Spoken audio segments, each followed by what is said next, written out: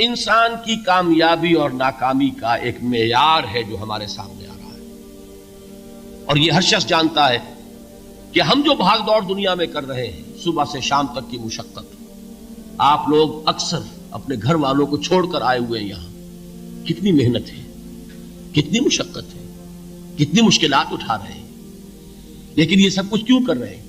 کامیابی کے حصول کے لیے۔ البتہ کامیابی کے معیارات ہیں، ہمارے ذہنوں میں جو معیارات بیٹھے ہوئے ہیں وہ کیا ہے؟